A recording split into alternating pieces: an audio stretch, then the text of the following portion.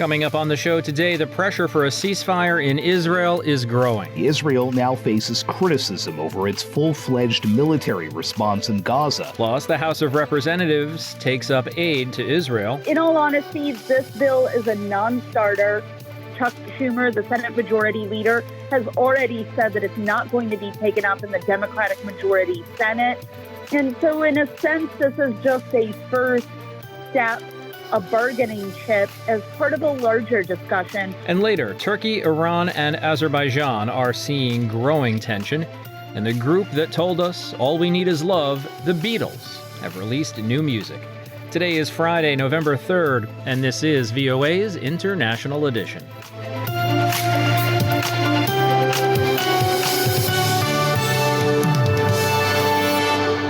From VOA headquarters in Washington, I'm Steve Karish. Israel has Gaza City surrounded. We'll hear from our reporter in Jerusalem in a few minutes. First, though, in the United States on Thursday, Senator Dick Durbin became the most powerful Democrat to call for a ceasefire in the Israel-Hamas war.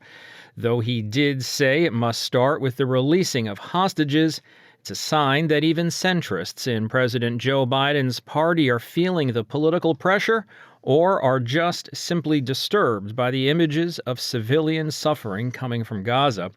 Meanwhile, the White House said it would support a pause, but not a ceasefire.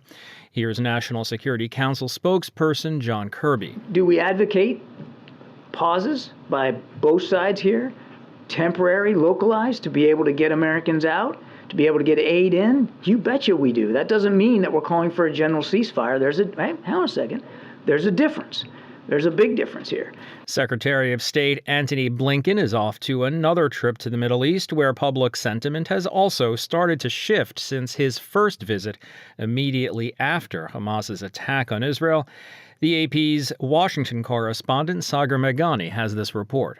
After global sympathy, Israel now faces criticism over its full-fledged military response in Gaza, which makes Blinken's visit more complex. He'll again stress U.S. backing for Israel's need to defend itself, but how Israel does this matters. Noting images of Palestinian children pulled from the rubble of airstrikes. That hits me in the gut as much as seeing a child in Israel or anywhere else. Blinken says he'll discuss concrete steps to protect Palestinian civilians. He'll also introduce a new priority. We're focused on the day of. We also need to be focused on the day after. And the need for Israel and its neighbors to start considering what a post-war Gaza looks like. Sagar Meghani, Washington. As the war between Israel and Hamas grinds on, some in Israel say it's time for Prime Minister Benjamin Netanyahu to resign. Linda Gradstein reports from Jerusalem. Senior Israeli officials have taken responsibility for allowing the unprecedented Hamas incursion. Among them, the defense minister, the head of the Shin Bet security services, and former chief of staff Benny Gantz, who wasn't even a member of the government on October 7th. But one voice has been conspicuously silent, that of Israel's longest-serving prime minister, Benjamin Netanyahu. Amos Asael is a fellow at the Shalom Hartman Institute. Netanyahu's record in terms of assuming responsibility since the events of October 7th has been a tragedy certainly for Israel, but first and foremost for himself. Leaders are tested in such moments, and his test was the basic test of assumption of responsibility. At one point, Netanyahu went even further, tweeting that his security chiefs had assured him that Israel had deterred Hamas and no attack was imminent. The comment seemed to put the blame on Israel's security forces for not warning him. A few hours later, he deleted the tweet after public outcry and apologized in another tweet. A recent poll found that 80% of Israelis believe the prime minister should take responsibility for what happened. The poll by the Israeli newspaper Ma'ariv also found that only 28% support Netanyahu as prime minister, as compared to 48% for National Unity Party leader Benny Gantz. Again, Amos Asael. This will sooner or later end his career and also punctuate it. In other words, he's been with us as a national leader for just over a quarter of a century. In other words, since he succeeded Yitzhak Shamir as Likud's leader, and he's done many things and has had his fair share of successes and failures. All of them will be overshadowed by what happened on October 7th, 2023. But Netanyahu himself says he has no intention of resigning. He is the only Israeli prime minister who has managed to stay in office despite being on trial in several corruption cases. The only thing that I intend to have resign is Hamas. We're going to resign them to the dustbin of history. That's my goal, that's my responsibility, and that's what I'm leading the country to do. Many Netanyahu loyalists from his Likud party say he will weather this storm too. Boaz Bismuth is a member of Israel's parliament, the Knesset, for Netanyahu's Likud party. When you're in the public service, it is, you know that you will also receive criticism. This is totally obvious in everyday life, in everyday time. So you can imagine after such a tremendous, enormous, unprecedented disaster. So criticism is totally understandable. And now there is a war to handle, and there is especially a war to win. And therefore, I think that the prime minister will be judged at the end of the war. Israeli officials say winning the war in Gaza could take months. By then, public opinion against Netanyahu may have shifted. Linda Gradstein for VOA News, Jerusalem. We've just heard an update on the political situation in Israel from Linda Gradstein. We've been keeping her busy today. She also spoke with VOA's Rick Pantaleo about military developments. Linda, the Israeli military says in a TV interview on Thursday that it is surrounding Gaza City and deepening its operations there. What have you heard? Yes, in fact, they say they're very satisfied with how the fighting is going. They say that dozens of Hamas militants have been killed just in the last 24 hours. They say that they have a way to blow up all the Hamas tunnels, and they are sort of surrounding Gaza City, which is where they believe most of the Hamas headquarters are. Israel's military says its ground offensive it had launched last weekend is advancing in the north of Gaza and that Hamas defensive lines are what they're calling collapsing. How is Israel's ground operations progressing? Well, there's a lot of both airstrikes are continuing and, really hand-to-hand combat is continuing. Something, I think 18 Israeli soldiers have been killed so far in the fighting, but they say they have very good intelligence and they're moving forward. The question is whether Israel really intends to wipe out Hamas completely, and then also if there's really kind of an end game for what happens after Hamas is no longer controlling Gaza. And I think that's the part they haven't quite gotten to. What about the hostage situation in Gaza? I know there's a lot of concern regarding that. And from what I've seen, the number of hostages believed to be held by Hamas in Gaza since the attacks on Israel are said to have risen. The reason the number of hostages has risen is because there still are several dozen people that Israel didn't know their fate, if they had been killed or if they had been captured, and apparently has received, whether it's forensic evidence or intelligence evidence, that they have been kidnapped and are being held by Hamas. That 240 includes about 30 children and elderly people, and there have been so far 4 hostages released since they were kidnapped on October 7th. And there was 1 female Israeli soldier who was freed in an Israeli army operation. But that's just 5 out of 240. And for a lot of Israelis, the hostage issue is the number one issue on their agenda. Israel's a very small country. Everybody knows everybody. And so the hostage families have been very active in trying to get both international pressure and, so people don't forget about the hostages. As far as I know, the hostage families don't know whether their family members are alive or not. That's VOA's Rick Pantaleo speaking with Linda Gradstein in Jerusalem. And here are some more stories we're following from around the world. Record-breaking winds in France and across much of Western Europe have left at least 7 people dead and several injured as a powerful storm swept through on Thursday. With winds of more than 190 kilometers per hour, the storm plunged vast numbers into darkness, devastated homes, uprooted trees, blew out windows, and caused travel mayhem in several countries.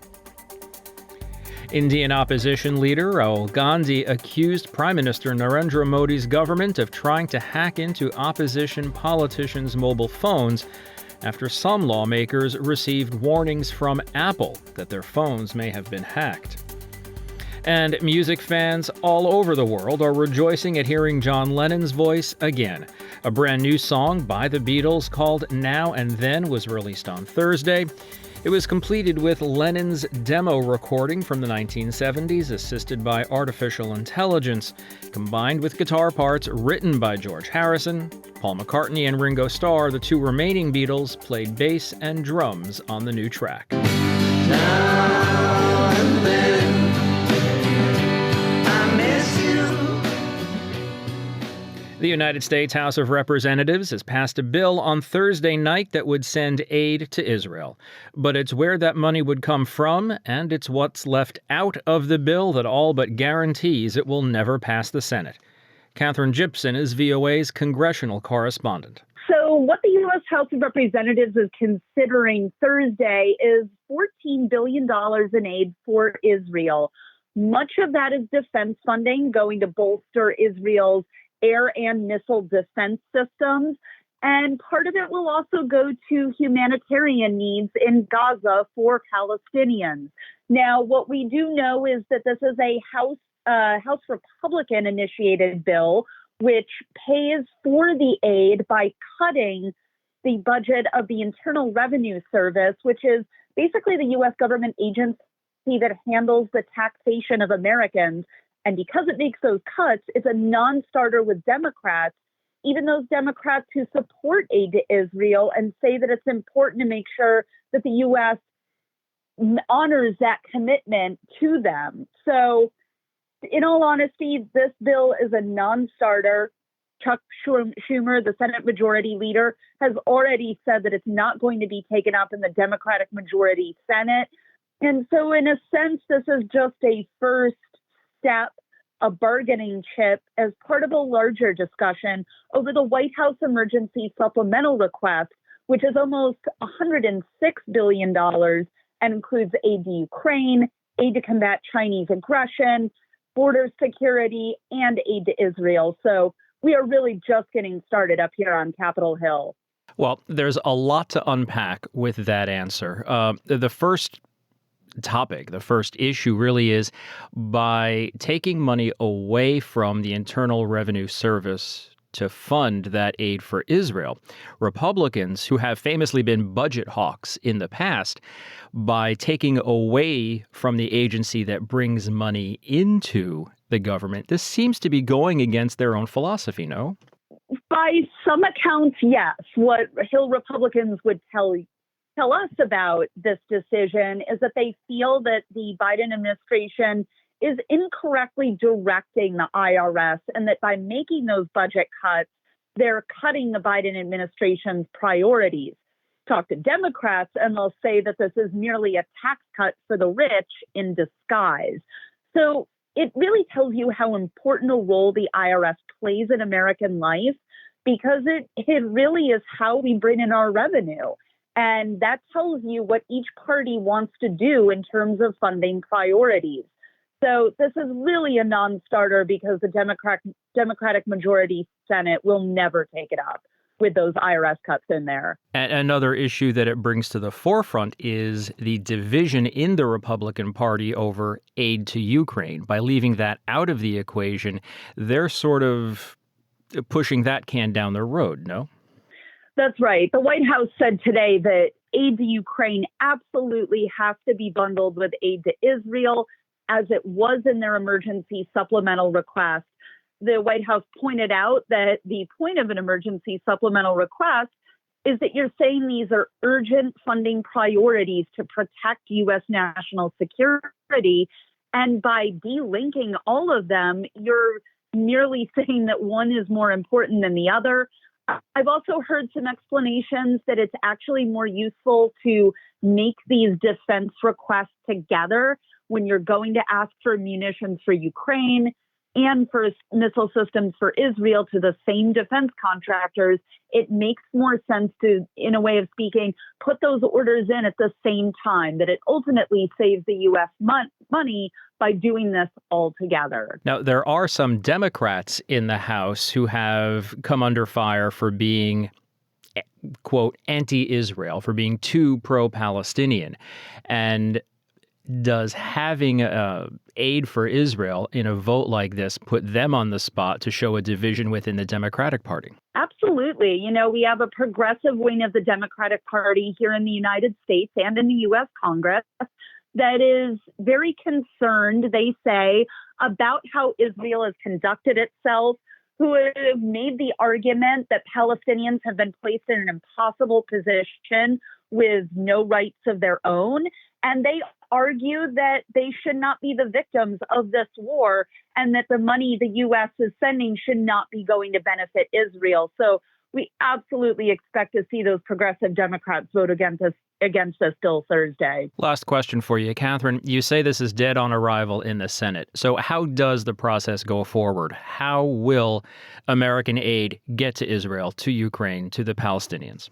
Well, ultimately, what has to happen is for the Democratic majority Senate to make a deal with a brand new Speaker of the U.S. House of Representatives. Remember, Mike Johnson, the new Speaker, has only been in this job for about a week. It'll be really interesting to see him go into what are some really tough negotiations about billions of dollars in aid, U.S. national security, U.S. defense priorities. These are really important questions that are facing the United States right now. And it's going to be very tricky to work out as they face a government funding deadline. Government funding expires on November 17th. And if they don't reach a deal on all of this, then the government shuts down. VOA's congressional correspondent Catherine Gibson in Washington. Catherine, thanks for your reporting on this. Good to be here.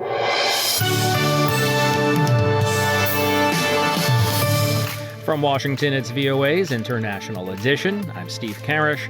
Now, Iran's foreign minister visited Ankara on Wednesday amid a growing regional rivalry as Turkey seeks to expand its influence from the Caucasus to Central Asia. But for now, the conflict in the Middle East is providing common ground. Dorian Jones reports from Istanbul. At a press conference in Ankara, Turkey, Wednesday, Iranian Foreign Minister Hossein Amir Abdullahian and his Turkish counterpart Hakan Fidan both condemned Israel for its brutal military response to Hamas's October the 7th massacre in Israel.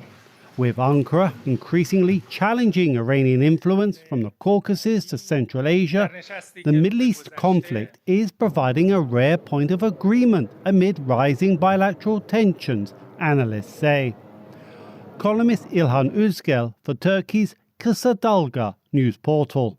Turkey is trying to connect itself with Central Asia. I mean, it's not a secret. So here, there's a growing tension simmering tension between Turkey and Iran. So it's kind of postponed because the attention moved to the Middle East again. But we're going to see it more and more in the years ahead. Turkish President Recep Tayyip Erdogan is working to strengthen relations with Turkmenistan and Kazakhstan while repairing ties with Saudi Arabia, a Tehran rival. All moves that will stoke Iranian fears have been encircled by Turkey. But it's Turkey's deepening military ties with Azerbaijan, which has close relations with Israel, that is causing biggest concern, Selma Alice Warm. Soli Özel is an international relations professor at Kadir Has University. Israelis have been cooperating with Azerbaijan to do lots of things in Iran, which actually made Iran furious. In September, backed militarily by Turkey, Azerbaijan ousted ethnic Armenians from the contested Nagorno-Karabakh enclave. Tehran strongly supports Armenia. Ahead of the Azeri attack, Turkish Foreign Minister Fidan warned Iran to stay out of any conflict. Some observers warn that Azerbaijan President Ilham Aliyev's victory is stoking Iranian fears about its own Azerbaijani minority. Explains international relations professor Ozel. Aliyev today appears as a hero because the Azeris for once won wars and stuff. And I think I'm sure the Iranians are concerned that the appeal of what Azerbaijani nationalists call Northern Azerbaijan may be increasing for their own population, for whom the unhappiness living under the Islamic Republic probably is rising. During last year's nationwide Iranian protests, Aliyev, in a televised address, vowed to protect Azerbaijanis both in Azerbaijan and Iran. Azerbaijan and Iran have both held recent military exercises close to their border. Ankara, 2 years ago, signed an alliance with Baku, committing it to defending Azerbaijan in the event of war. With the Caucasus remaining tense and Erdogan Friday meeting with Central Asian leaders in Kazakhstan, observers predict bilateral tensions will likely escalate as Iran and Turkey compete for influence. Dorian Jones, VOA News, Istanbul.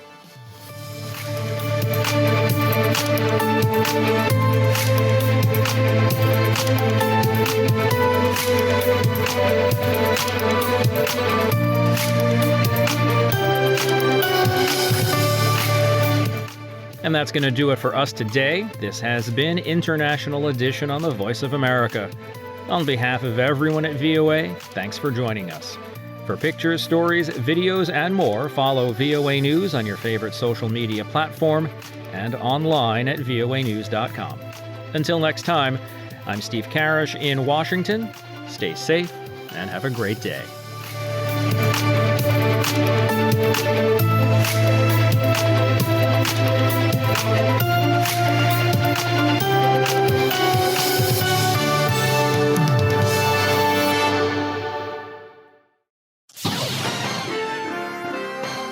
Next, an editorial reflecting the views of the United States government.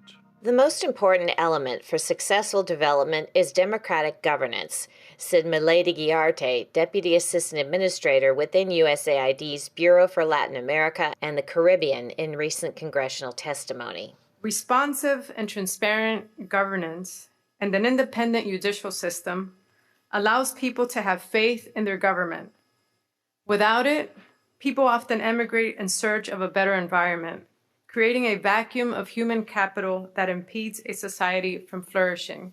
We work with the current Honduran administration in areas where we find common ground, and we engage in frank and open conversations about areas where we have differences, said Deputy Administrator Guiarte. We welcome President Castro's commitment to establishing an anti-corruption commission, and we encourage both the government of Honduras and the United Nations to expeditiously reach a final agreement to implement a commission that will provide tangible results. The United States has been disturbed by the high levels of impunity for attacks on environmental, labor, and human rights defenders, and the increasing rate at which women and girls are killed in Honduras because of their gender.